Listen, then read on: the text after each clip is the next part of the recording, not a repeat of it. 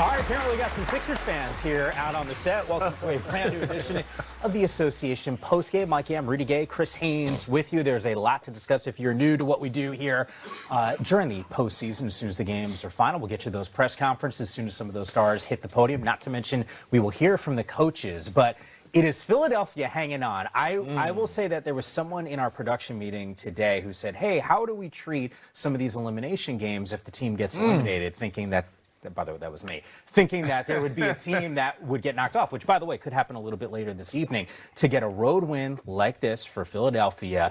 That didn't go over well, did it? You know who it didn't go over. But this is a gutsy performance from the 76ers. What impressed you the most? I mean, this is honestly, none of us, we all knew they had talent. We all know they're capable of winning big games, capable of winning games like this when they're all healthy. Embiid showed up big for them. You know, and they have no answer for him. You know, when he's playing well like that and the ball's moving, they have no answer for Embiid. And they just showed that, you know. Obviously, they have to go back to the drawing board, both teams, and it's a chess match now. You have to figure out how to get the most out of each player.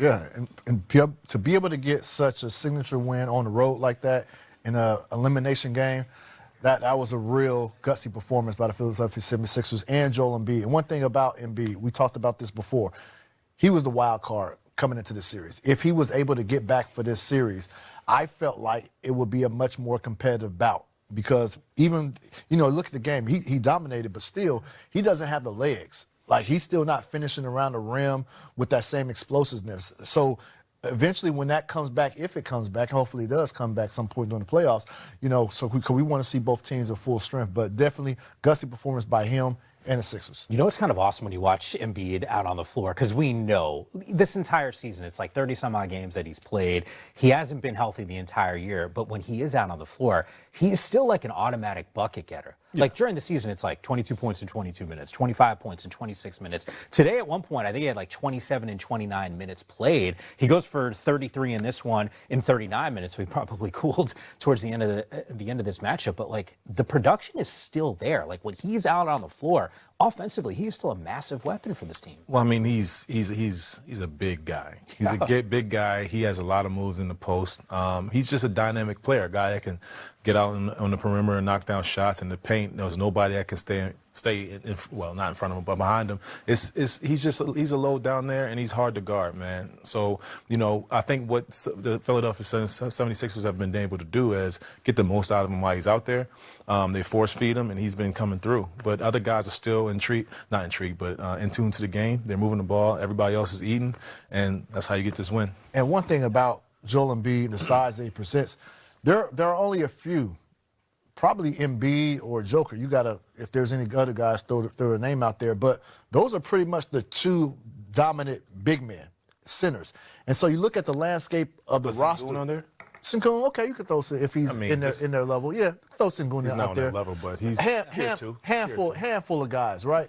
But you look at the landscape of the NBA and the rosters now. Nowadays, they don't have true centers on the roster. Look at Atlanta, what they're doing right now. They don't have real true centers, and that's why a Karl Anthony Towns is able or should have his way, because there's nobody that can match his size. And so when you got Joel Embiid on the floor, he's going to have the advantage over most teams out there because most teams do not carry traditional centers anymore. Yeah, and the difference, too, and just in terms of the skill set, Cat'll kind of hang out 33, 35 feet away from the bucket and be fine firing those threes. Yep. He doesn't mind, you know, kind of banging bodies there. Well, this will show you. 33 points, 0 for 5 from 3. You know where he gets his money at. Yeah, that's where he did it. Yeah. Bread is buttered out on the block. By the way, as soon as we get some of the coaches, not to mention, I expect to hear from Embiid.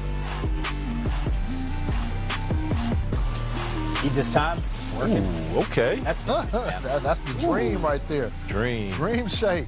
That is vintage Embiid's. First 30-point game for Embiid in the postseason. Got to go back to May 2nd of 2024. Fourth quarter, really the difference here. Philadelphia 28 points. Boston held to just 11. They were 3 of 22 in that final frame. And Philadelphia was 9 of 17 from the floor. And speaking of Embiid, got an opportunity to hear from him when it was over. Joel, there were times during this game that you just looked absolutely exhausted. You look kind of tired right now. Just how do you feel? How does your body feel? I've been in those situations. I feel like every time we do one of your rim rockers over there, I could use step stool standing next to Rudy here. Take me through the significance of this win, though, from a Philadelphia perspective. We talked about the grittiness. We know what Embiid was able to bring to the table, but there's a part of me that feels like the ebbs and flows of playoff series. When you get one on the road, it just feels a little different. That confidence level when you go back home. By the way, we got a Game 6 on Thursday night in Philadelphia.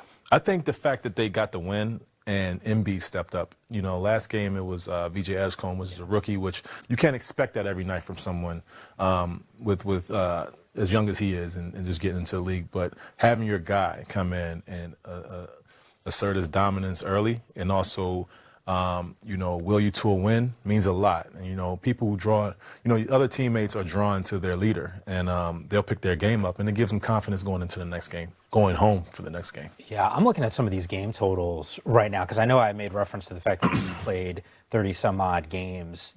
This 38 was that final number. I think Paul George is also in the 30s, like 36, 37 games. Chris, I don't even know if I know the identity of the 76ers team. To me, it feels like we're trying to figure it out right now in the postseason and doing it against arguably the best team in the Eastern Conference. Yeah, no, for sure. I don't think they know their identity as well. I think if there's one player that's had to adjust his game or kind of adapt on the fly, and it's really unfair to him, but that guy right there, Tyrese Maxey, because he's a guy who was shouldering the load much of the season, offensively. But he, in the back of his mind, he knew Joel Embiid was going to come back at a certain point. He knew Paul George was going to come back at a certain point.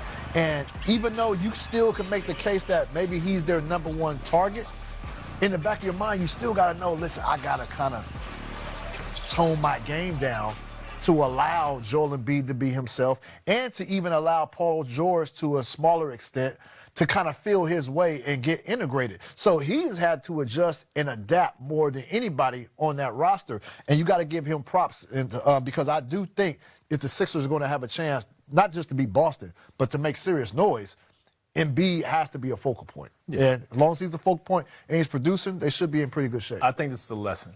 This is a lesson not just for them, but for the league. It's like, Tyrese Maxey's having a great season. And he's been able to do some things and take his game to the next level again. He did last year. He's being able to do it again. But there's something about being able to score in the paint when you're in the playoffs. And Tyrese Maxey, he's a dynamic player. He gets to the paint and he finishes. But it just doesn't. It takes a lot more energy than if Embiid's down there and asserting his will. So that is a plus, not a plus, but that is a dream for a lot of teams. They have it. When he's healthy, Embiid's been healthy, these past couple games, and he's starting to get better and better and starting to get more and more usage. So, you have to take a back seat to that because, one, he gets teams in foul trouble.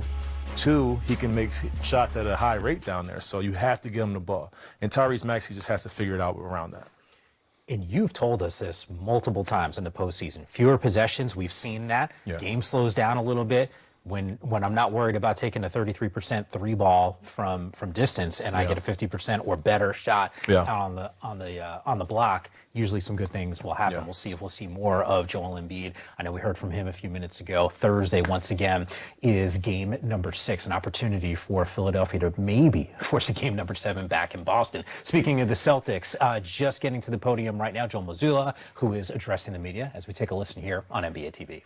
On to take on the winner of the Hawks and the Knicks. Just an FYI for you, Knicks up 83-65 in the third quarter. Once that game's done, we got those press conferences and reaction here on NBA TV.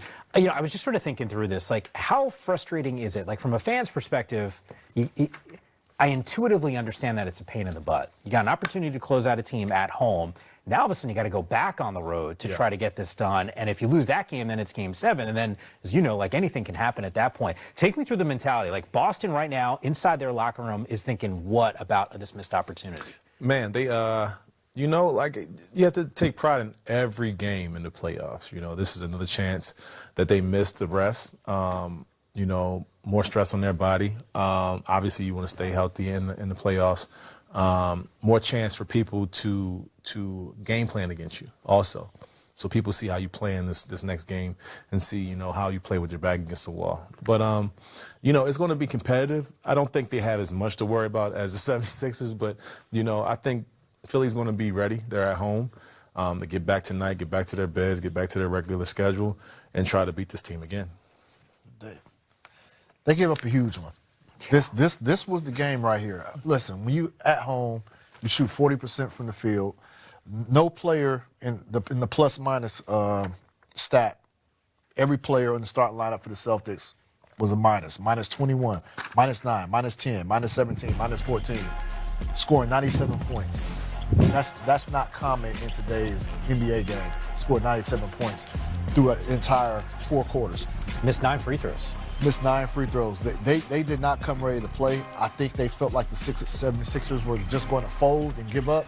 But listen, Boston Celtics, they are still the superior team.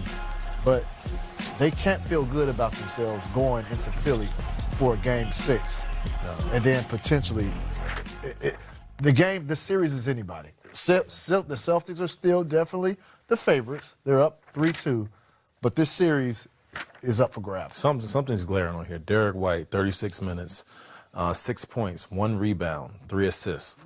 That's not like him. Nope. You know, this is a guy that's all over the court, does a lot of things for this team, and that shows. When he doesn't play well, this team doesn't play well. Even with the other guys scoring, you still need him to go out there and give you more production. So whatever he was missing today, whether it was his breakfast or something, he has to change that. Change his socks, shoes, or something, because he can't have too many outputs like that and expect his team to win. How much of that, and I'm looking at this line here, and I'm glad you flagged it. So he's 2 of 8 from the floor. Like, even the limited amount of shots, is this still this team trying to figure out balance on the offensive side? I mean, Tatum shoots 19 shots from the floor, and Jaylen Brown had 23 field goal attempts. Maybe. I mean, it's possible. It's possible. I mean, you know, he's been trying to figure out his role a little bit differently than he has before. You know, I think there's a lot of things that come into play, but no matter what, you can still rebound. You can still affect the game so many different ways. And, you know, I think Derek knows that. He's going to go back to the drawing board and figure out how he can help next game. Have you seen something on the Derek White side of things? 8 points is what he's averaging right now, Chris, in this series. I saw a couple of possessions. You and I were, 3 of us were sitting there watching the game. I see Embiid on the block, and I see Derek White. As the defender, I'm like, oh, my God, I feel bad for this dude right now. Yeah. Well, listen, we're talking on the offensive end, right? There's only one ball. And we knew that when Tatum was going to come back, he was going to get his shots up. They were going to try to work him back to being the Tatum of old. And Tatum, for his credit, listen, he hasn't been shooting the ball particularly well ever since he's come back, right? There's been a few games he shot 50 or above from the field goal percentage. But he has been rebounding. He's rebounding. You could arguably say that he's been their best rebounder since he's came aboard. Yeah. So he's doing that. But, yeah, I think there is something to be had about, or something to be said, I should say, about distributing the ball and making sure other guys still stay, you know, in tune with the offense. Derek White is a guy that it really doesn't matter who's on the court. He still finds ways to get his shots up. So for him to come up with 8, he's 2 of 8 today, you need more from him. So I do expect him much more assertive. I will say this, though. I see D. White as kind of their anchor on defense. Like, he's been able to, like, he's their Swiss Army knife. He does everything on the defensive end. You said you've seen possessions where he was guarding Embiid, and we know that's a mismatch. But this is a guy that does everything, gives the energy every day. He has to guard Maxey. He has to guard Edgecombe, PG sometimes, and you even just said you saw him on Embiid. So this is, you know, it's not easy for him, you know, and then expect him to be able to produce on the offensive end is it's not easy as well. But he has to do more for him to get wins. Definitely a blown opportunity for Boston tonight. By the way, of the players that you just named, checked on the 76ers side, if you're saying, like, Derek, pick the guy that you want, like, none of them. You know what I mean? Like, like he has his work cut out for him. Seriously, I mean, Embiid with the size, Maxey with the speed, George like that crafty and the length there. Size matters. Yeah, it's definitely no joke. Meanwhile, Jaylen Brown just hitting the podium. Let's take a listen to what he had to say.